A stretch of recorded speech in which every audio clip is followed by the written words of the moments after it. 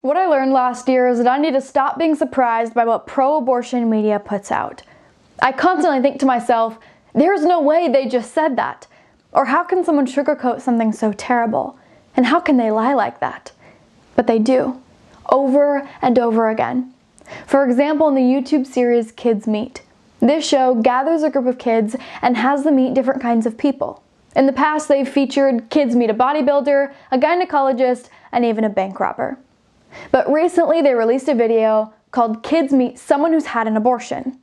But not just anyone who's had an abortion. Pro-choice feminist and co-founder of Shout Your Abortion, Amelia Bono. In the short 8-minute video, Amelia asked the young teens what they thought of abortion, complete with peppy music and loaded questions. The kids seemed eager to please her and agree with what she said, because they're kids. But if we are going to have an honest discussion about what abortion is, let's have an honest discussion about what abortion is. Having an abortion is not like going to a crappy dentist appointment, as Amelia claimed. When you go to the dentist, they might fill a cavity or clean your teeth. When you get an abortion, a human life is ended. Those two things are not even on the same scale. If pro-abortion advocates are so quick to tell everyone how fantastic abortion is, why aren't they honest about what the procedure is like? Why do we need to use smoke and mirrors if it's a good thing? Maybe it's because abortion is a horrific act, and if the kids heard the truth, really understood what happens in those abortion rooms, they'd be traumatized. They would not be giggling on the set. Be honest, Amelia.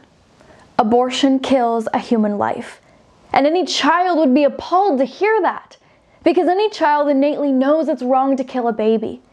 What do little girls do with baby dolls? They wrap them up, rock them, and gently put them into bed. Children would never sit there agreeing that abortion is fine. They would never joke about abortion unless they were being manipulated by adults with an agenda. The entire video was filled with lies. Amelia started to make things up as the video progressed. At one point, her justification for the millions of lives lost was that it was all part of God's plan. I don't think I even need to explain how wrong and offensive this is for millions of people to hear. Amelia mocked people for thinking life begins at conception, which made no sense because we know a baby in the womb isn't a clump of cells. We're smarter than that. It is a scientific fact that life begins at conception. It takes very little research to find that out. Pro-life is pro-science. You know who kids should meet? An abortion survivor.